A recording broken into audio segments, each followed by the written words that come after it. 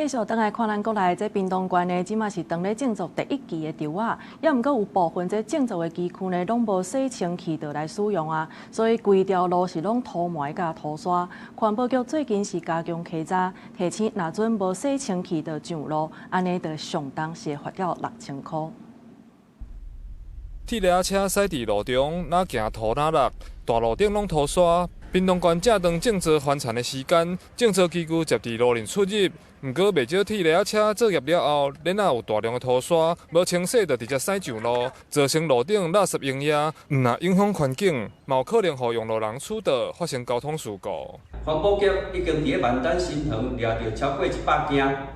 希望咱农民千万毋通破坏咱的环境，嘛毋通变成害人受伤的凶手。环保局表示，今年到1月2日，有接到12件民众陈情案件，种植机具甲道路用垃圾，算违反废弃物清理法。若查到相关，会当罚新台币6000块。另外，种植机具若要驶伫一般道路，一定要挂车牌，而且遵守交通规矩，违反会当开罚3600到3万6的罚金。咱农民若放长了后，一定要甲肥料也是其他的机械洗好清气，才会使驶起来道路。若无土粉搭伫路面，迄是违法的，